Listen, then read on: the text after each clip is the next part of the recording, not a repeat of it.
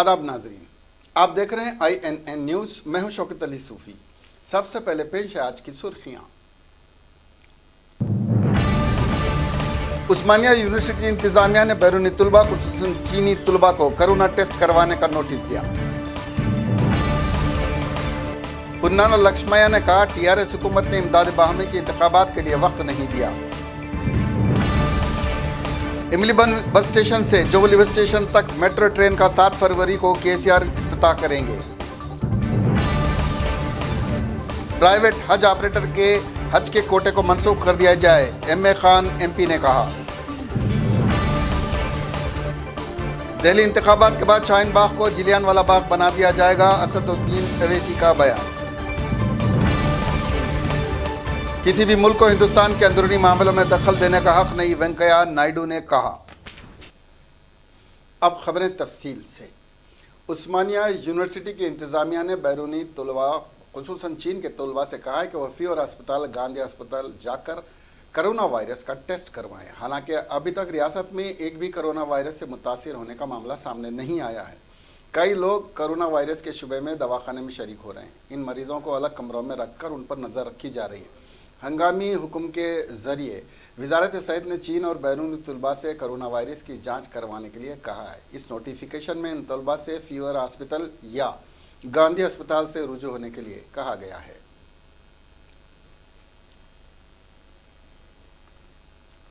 कांग्रेस के लीडर और साबिक वजीर पुन्नाला लक्ष्मैया ने आज मीडिया से मुखातिब होते हुए कहा कि चंद्रशेखर राव की सरकार ने कोऑपरेटिव इंतखाबात का ऐलान किया है। एक ही रात में ऐलान किया और एडवांस वक्त नहीं दिया। इंदराज का कोई मौका नहीं है। 33 लाख में 14 लाख किसान हैं। सरकार कहती है कि वो किसानों के हक में काम करने वाली सरकार है, लेकिन इतने किसानों को अपने नामों के इंदराज का मौका नहीं दिया गया। इस वोटर लिस्ट में कई खामियां हैं। इंतकाल कर गए लोगों के नाम भी इसमें शामिल हैं। किसानों को इमदाद देने वाली कीमत भी नहीं दी जा रही है, पुन्नाला लक्ष्मैया ने कहा।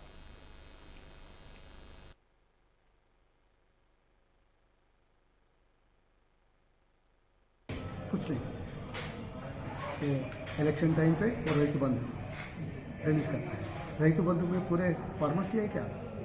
नहीं है ना। लैंडलॉर्ड किसानों को फ़ायदा के लिए सपोर्ट प्राइस देना है, लोन वेवर करना है और मार्केट इंटरवेंशन होना है, सपोर्ट प्राइसेस इंक्रीज़ करना है एंड कॉम्पनसेशन देना है।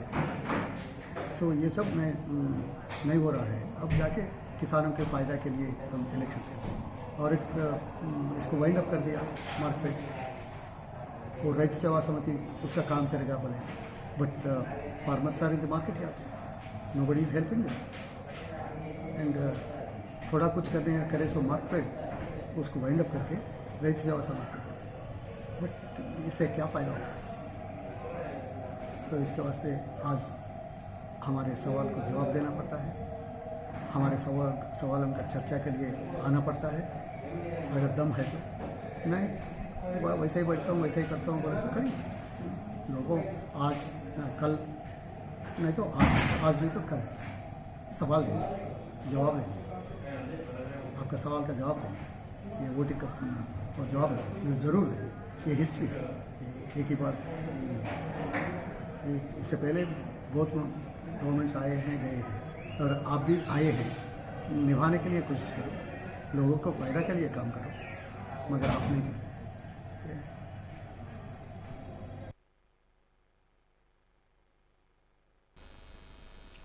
हज के नाम पर प्राइवेट टूर ऑर्गेनाइजर आज़मी ने हज का इस्तेसाल करते हुए लूट खसूट कर रहे हैं। राज्यसभा में MA खान ने हुकूमत की इस जानिब तवज्जो मबज़ूल करवाई और मुतालबा किया कि या तो उन पर पाबंदियाँ लगाई जाए या उनको जो कोटा दिया जाता है उससे मनसूख कर दिया जाए। वक्फे सफ़र के दौरान MA खान ने यह मसला उठाया। उन्होंने मरकज़ी हुकूमत और वज़ीर अक़लियती बहबूद से फौरी कार्रवाई करने का मुतालबा किया। जिन आज़िम ने हज को कम से कम खर्च पर रवाना करने की मरकज़ी हुकूमत महकूम में अक़लियती बहबूद की वज़ारती ज़िम्मेदारी लेती है, प्राइवेट ऑपरेटर्स की जानिब से हज कोटा का गलत इस्तेमाल करते हुए उस ज़्यादा से ज़्यादा पैसे वसूल किए जाते हैं, खान ने कहा।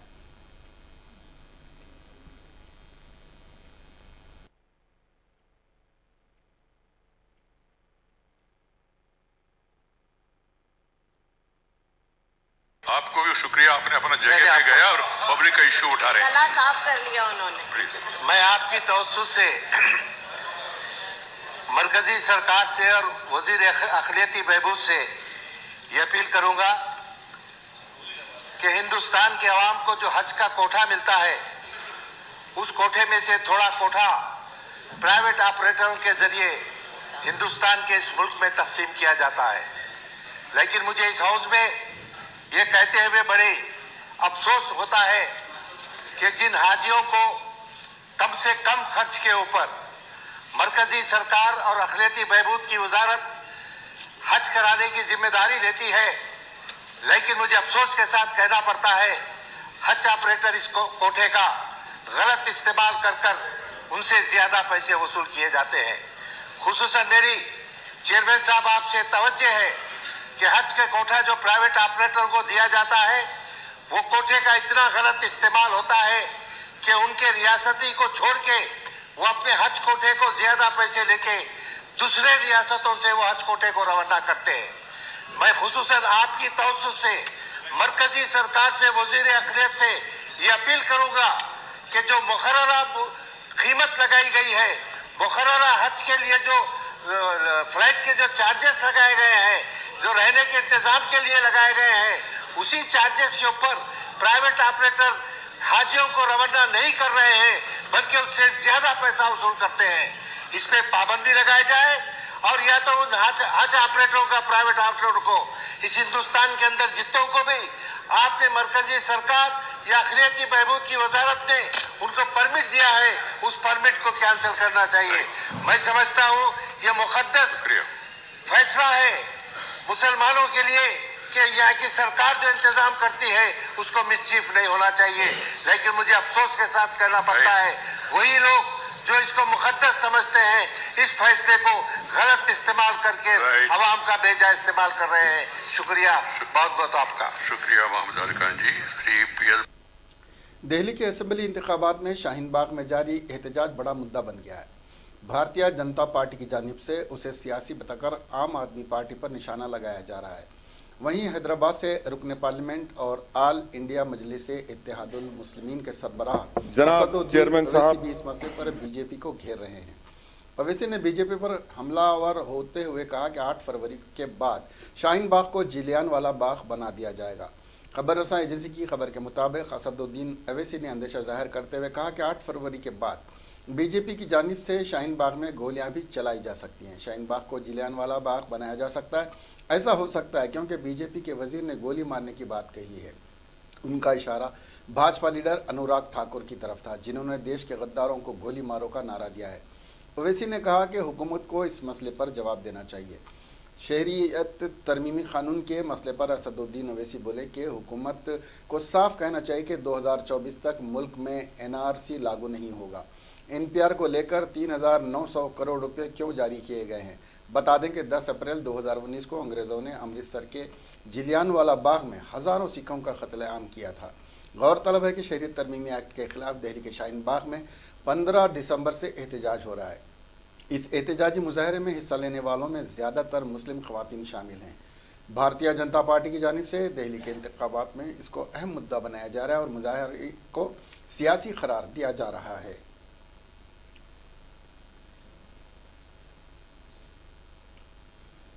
शहर हैदराबाद के MGBS यानी इमलीबन बस डिपो जुत्ता जोबली बस स्टेशन मेट्रो रेल खिदमात का 7 अप्रैल को आगाज़ होगा। चीफ मिनिस्टर चंद्रशेखर राव 7 फरवरी की दोपहर 4 बजे इस कॉरिडोर पर मेट्रो रेल का इफ्तिताह अंजाम देंगे। इस कॉरिडोर पर मेट्रो रेल की खिदमात की दस्तयाबी के बाद हैदराबाद का मेट्रो एरिया 67 किलोमीटर हो जाएगा। इस कॉरिडोर के आगाज़ के बाद हैदराबाद मेट्रो का नेटवर्क हिंदुस्तान का दूसरा सबसे वसी तरीन नेटवर्क बन जाएगा।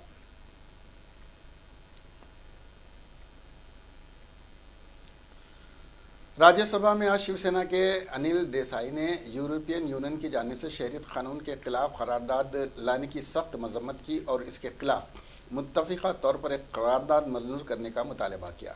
मिस्टर देसाई ने कहा कि किसी भी मुल्क को हमारी दाखिली मामलात में तबसरा करने का हक़ नहीं है और यूरोपीय यूनियन की करारदाद के पेश नज़र ऐवान में मुत्तफ़िक़ा तौर पर मजम्मती करारदाद मंजूर किया जाना चाहिए। मिस्टर देसाई ने कहा कि यूरोपीय यूनियन, अमेरिका, पाकिस्तान या कोई और मुल्क हो, उसे हिंदुस्तान की पार्लियामेंट में मंजूरशुदा किसी कानून पर कोई तबसरा करने का हक नहीं है।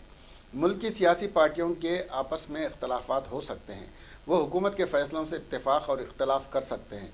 इख्तलाफ की सूरत में अदालत के दरवाजे खुले हैं और हुकूमत अदालतों के फैसले मानने की पाबंद भी है, लेकिन किसी दूसरे मुल्क को हमारे अंदरूनी मामले में तबसरा करने का हक नहीं है। ऐवान के चेयरमैन एम वेंकैया नायडू ने इस पर कहा कि वो ऐवान के चेयरमैन और मुल्क के नायब सदर के नाते कहना चाहते हैं कि हिंदुस्तान पार्लियामेंट को कानून बनाने का हक है। उनका वाज़ेह पैगाम है कि कोई मुल्क, चाहे वो छोटा हो या बड़ा, हमारे मुल्क के दाखिली मामलात में कोई तबसरा ना करे। उनको साफ तौर पर यह समझ लेना चाहिए।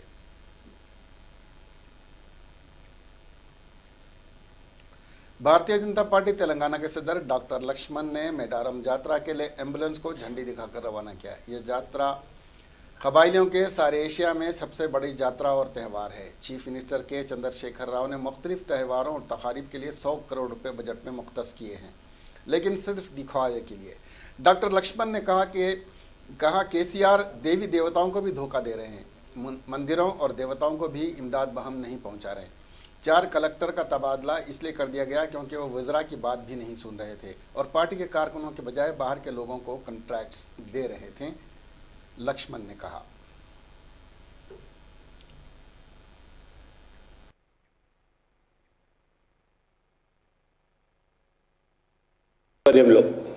డాక్టర్ సునీల్ పవార్ వారి బృందం దాదాపు 25 మంది డాక్టర్లు ఈ 4 రోజుల జాతర సందర్భంగా పూర్తి స్థాయి వైద్య శిబిరాన్ని ఏర్పాటు చేసి భక్తులు వివిధ రాష్ట్రాల నుంచి, వివిధ ప్రాంతాల నుంచి వచ్చే వాళ్ళకు ప్రాథమికపరమైనటువంటి చికిత్స గత 2 సంవత్సరాల క్రితం జరిగినటువంటి ఆ జాతరలో బీజేపీ ఆధ్వర్యంలో ఏర్పాటు చేసినటువంటి ఈ యొక్క శిబిరంలో అనేక మంది, వందల మంది పాము కాటు గురైన వాళ్ళు, లేదా అక్కడ అలసటతోని, లేదా లో బీపీతోని, ఇతరత్ర వైరల్ ఫీవర్తోని, ఇంకా కాలుష్యం వల్ల, ఆ దుమ్ము ధూళి వల్ల వారు పడ్డటువంటి అనేక విధాలైనటువంటి భక్తులకు వారు మరి ప్రాథమిక చికిత్స చేసి అవసరమైనటువంటి కొంతమంది ఆ యొక్క భక్తులను కూడా వివిధ ఆసుపత్రుల్లోనే ఉచితంగా వైద్యాన్ని సదుపాయాన్ని కల్పించినటువంటి మరి ఈ యొక్క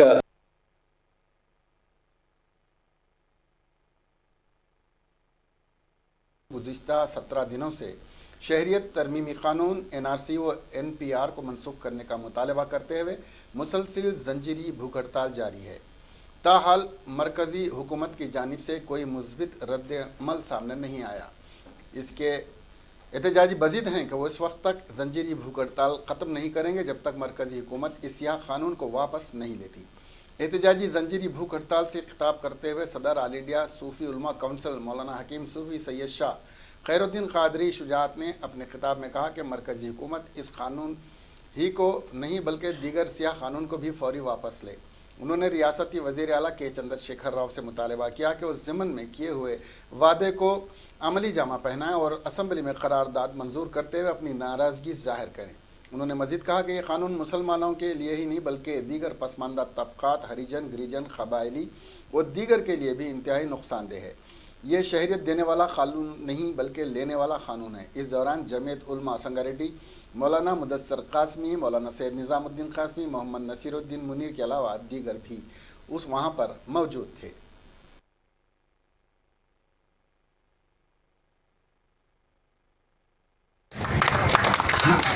हमदर्द समझा जिसको वही निकला वही तो दुश्मन। हमदर्द समझा जिसको निकला वही तो दुश्मन था, वो प्रधान हो गया।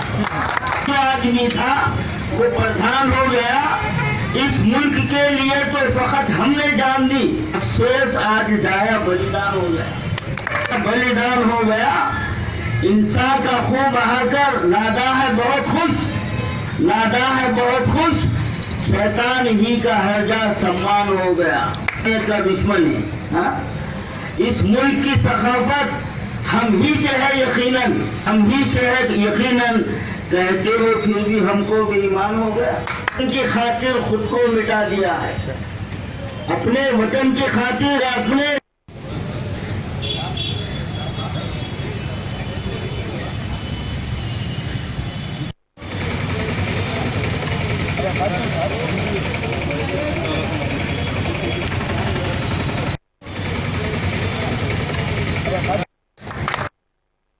नत बना दिया है, को सिखा रहा है गद्दार वफादारी,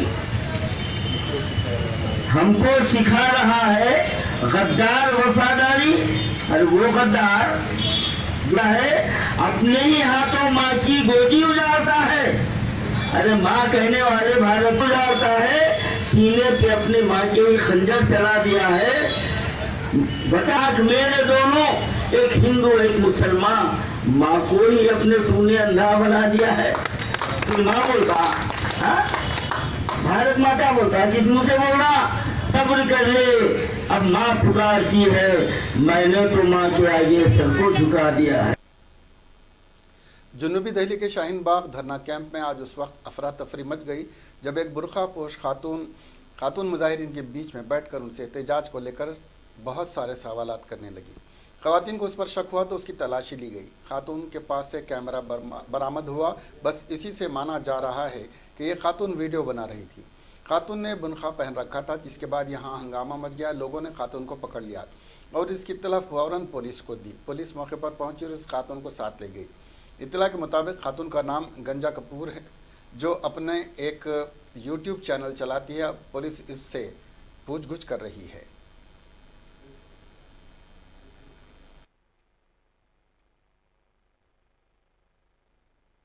देखिए, अगर आपका मैम एक मिनट बात करने दीजिए। बाजी एक मिनट, बाजी बात आप बिल्कुल नहीं बोले। आप यहाँ बैठ जाइए, ठीक है? आप चुप हो जाओ। ये बुर्खा आपको किसने प्रोवाइड कराया? ये आपने खरीदा? क्या कारण है? आपको क्यों लगा कि आपको बुर्का पहन के आना चाहिए? बस ये बता दीजिए। और इतना पेट की हो रही, पहले से ही बता दो। बुरखे वाली का कोई वो नहीं है। बुरखे वाले कुछ भी करें, हमारी इज्जत की बदनामी कर रही है। आप बुरखे पे तो वैसे ही बहुत क्वेश्चन मारते हैं। मत छुपाइए, इधर देखिए। आप किसी चैनल से बताइए, आपको यहाँ अलाउ किया जाएगा। आप शूट करिए। आप मीडिया से हो भाई जी? हाँ, जरा बाहर आइए प्लीज।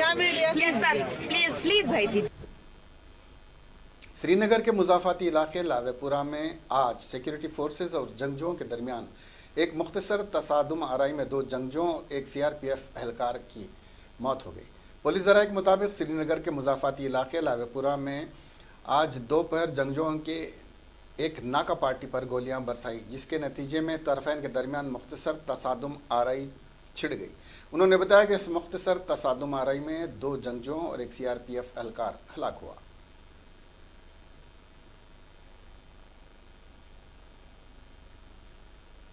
उत्तर प्रदेश के ज़िले बलरामपुर के उत्तरोला तहसील इलाके में चीन से वापस आए तालिब इल्म कोरोना वायरस के आसार मिलने से महकमे सेहत अलर्ट हो गया है।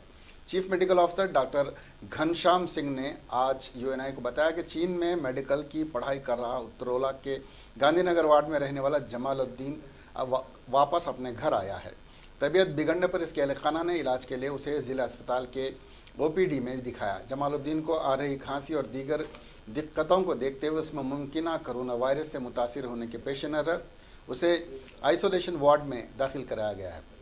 उन्होंने बताया कि जमालुद्दीन के खून और दीगर नमूने लेकर जांच के लिए लखनऊ लैब में भेज दिया गया है। उन्होंने बताया कि इसके अलावा नेपाल सरहद से मुंसलिक होने की वजह से नेपाल के रास्ते आने वाले हर बाहरी शख्स के बारे में मालूमात जमा करके उनका तिबी मुआयना कराया जा रहा है। डीएम ने नेपाल सरहद से मुत्तसिल सभी गाँवों के ग्राम प्रधानों को भी हिदायत की है कि सरहद पार से आने वाले लोगों पर कड़ी नज़र रखी जाए और इसकी इत्तला मुकामी थाने और महकमे सेहत को भी दी जाए। तेलंगाना के वजीर सेहत इट्टला राजेंद्र ने कहा कि रियासत में अब तक कोरोना वायरस की तस्दीक नहीं हुई है। उन्होंने निज़ामाबाद के कैंप ऑफिस में मीडिया से बात करते हुए कहा कि चीन से रियासत आने वाले हर फर्द की तिबी जांच करवाई जा रही है। उन्होंने कहा कि चीन से आने वाले 52 तेलुगु ज़बान बोलने वाले अफराद के तमाम तिब्बी मुआयने करवाए गए हैं। उनमें से 25 अफराद के नमूने पुणे और दीगर 25 के नमूने गांधी अस्पताल भेजे गए हैं। इट्टला राजेंद्र ने कहा कि स्वाइन फ्लू और कोरोना वायरस की अलामत एक ही तरह की होती हैं। उन्होंने कहा कि तेलंगाना में एक कॉल सेंटर का भी क़याम अमल में लाया गया है। उन्होंने कहा निशानदेही की गांधी अस्पताल में कोरोना वायरस की जाँच के लिए लैब कायम किया गया है। दोनों तेलुगु रियासतों तेलंगाना और एपी के अवाम के मुख्तलिफ नमूनों की यहाँ जांच की जा रही है। मुश्तबा मरीज़ों के नमूनों की जांच करते हुए अंदरून चंद घंटे ही उनकी रिपोर्ट्स तैयार की जा रही है। उन्होंने कहा कि गांधी अस्पताल के साथ साथ चेस्ट हॉस्पिटल, फीवर अस्पताल में अलहदा वार्ड ऐसे मुश्तबा मरीजों के लिए कायम किए गए हैं। डॉक्टर रेड्डी राजेंद्र ने कहा कि कोरोना वायरस के सिलसिले में रियासती हुकूमत चौकस है। तेलंगाना के ज़िले नलगुंडा में एक सड़क हादसे में 20 अफराद ज़ख्मी हो गए। ये हादसा ज़िले के चिल्का मरी इलाके में बुध की सुबह उस वक्त पेश आया जब लारी के ड्राइवर ने उसका तवाज़ुन खो दिया और ये लारी आरटीसी बस से टकरा गई। ये बस मिरियालगुड़ा से देवरकुंडा की सिमत जा रही थी। ज़ख्मियों को इलाज के लिए फौरी तौर पर अस्पताल मुंतकिल किया गया। आईनी शाहिदीन ने बताया कि लारी ड्राइवर हालत नशा में था और वो गाड़ी को तेज़ रफ्तारी के साथ चला रहा था। पुलिस ने इस सिलसिले में एक मामला दर्ज करके जांच शुरू कर दी है। रियासत के 3 दारुल हुकूमतों के इक़दाम के खिलाफ आंध्र प्रदेश के दारुल हुकूमत अमरावती के किसानों का एहतजाज 50वें दिन में दाखिल हो गया है।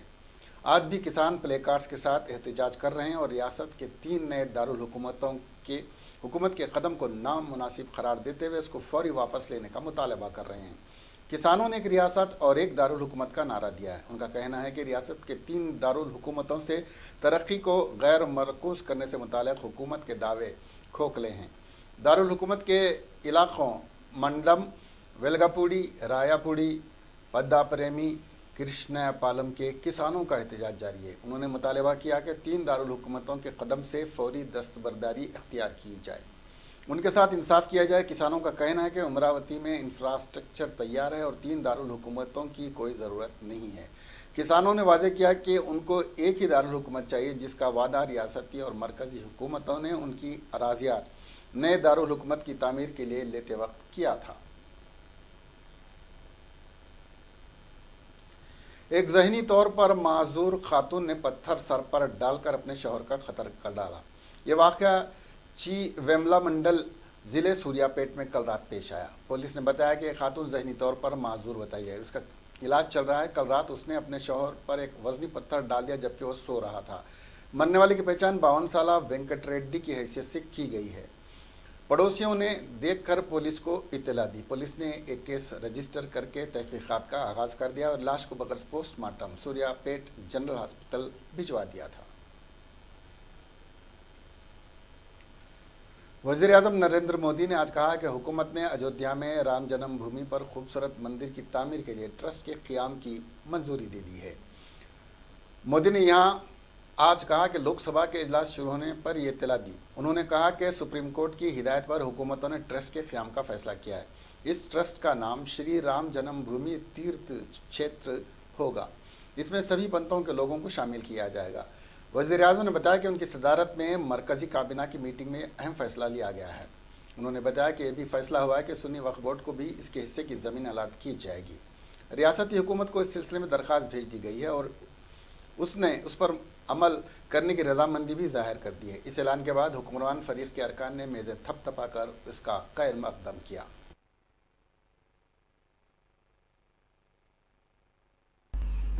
9 नवंबर 2019 को मैं करतारपुर साहिब कॉरिडोर के लोकार्पण हेतु पंजाब में था। गुरु नानक देव जी का 550वां प्रकाश पर्व था। बहुत ही पवित्र वातावरण था। उसी दिव्य वातावरण में मुझे देश की सर्वोच्च अदालत द्वारा राम जन्मभूमि विषय पर दिए गए ऐतिहासिक फैसले के बारे में पता चला था।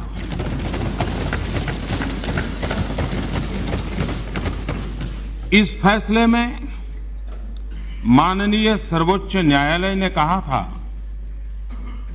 कि श्री राम जन्मभूमि के विवादित स्थल के भीतरी और बाहरी आंगन पर राम लला विराजमान का ही स्वामित्व है। माननीय उच्चतम न्यायालय ने अपने आदेश में ये भी कहा था कि केंद्र और राज्य सरकार आपस में परामर्श करके सुन्नी सेंट्रल वक्फ बोर्ड को 5 एकड़ जमीन आवंटित करें। माननीय अध्यक्ष जी, मुझे आज इस सदन को वर्ल्ड हेल्थ ऑर्गेनाइजेशन की रिपोर्ट के मुताबिक दुनिया भर में कोरोना वायरस के अब तक 20,600 से ज़्यादा केसेस सामने आ चुके हैं।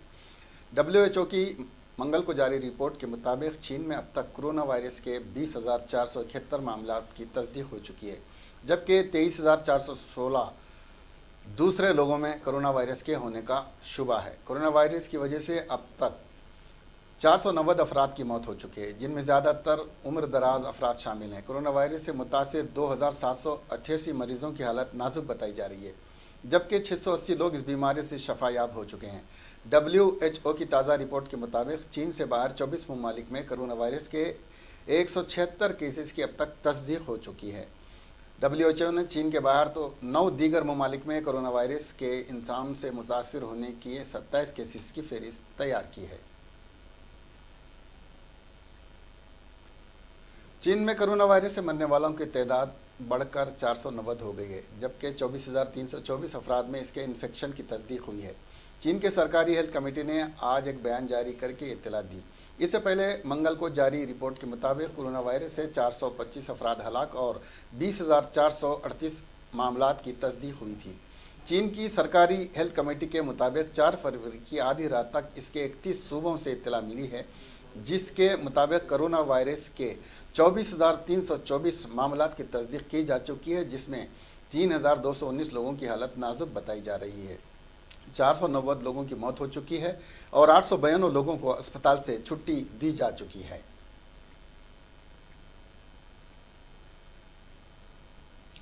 अमरावती को ही दारुल हुकूमत बरकरार रखने पर जोर देते हुए गुज़िश्ता 50 दिनों से एहतजाज करने वाले किसानों से आंध्र प्रदेश के साबिका वज़ीर आला और तेलुगु देशम पार्टी के कौमी सदर एन चंद्रबाबू नायडू ने मुलाकात करते हुए उनसे एगानियत का इजहार किया। चंद्रबाबू आज सुबह अपनी पार्टी के लीडरों के साथ एहतजाजी कैंप पहुंचे। उन्होंने रायापुड़ी इलाके में किसानों से मुलाकात की और अपनी पार्टी की तरफ से उनके एहतजाज की हिमायत का ऐलान किया।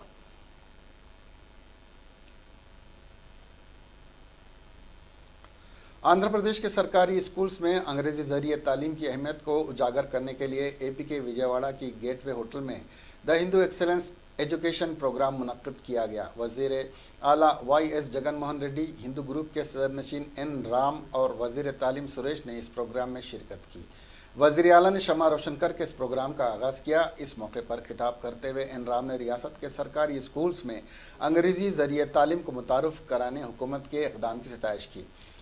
उन्होंने कहा कि इससे रियासत के गरीब बच्चों को काफ़ी मदद मिलेगी।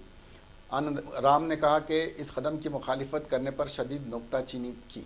जगन मोहन रेड्डी ने खिताब करते हुए रियासत में खानगी की शरह और इस सिलसिले में आदाद शुमार पेश किए।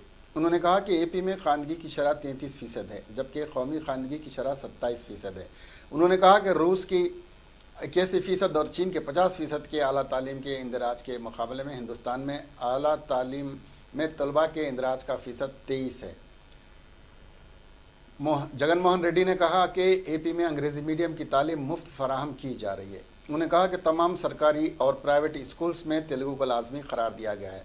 इस स्कीम के पहले मरहले में अव्वल ता छठी जमात के तलबा को अंग्रेज़ी में तालीम फराहम की जाएगी और बाद अज़ां इसकी तोसी ऊँची जमात तक होगी। उन्होंने कहा कि हमने इस प्रोग्राम की शुरुआत की है और इसको आइंदा 4 सालों में हम ख्याल अफराद की मदद के साथ कामयाब बनाया जाएगा।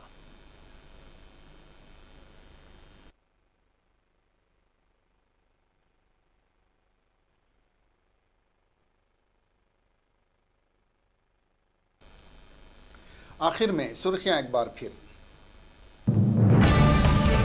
तेलंगाना में कोरोना वायरस का एक भी मरीज नहीं है, वजीर सेहत इटाला राजेंद्र ने कहा। इमलीबन बस स्टेशन से जोबली बस स्टैंड तक मेट्रो ट्रेन का 7 फरवरी को चीफ मिनिस्टर करेंगे इफ्तिताह।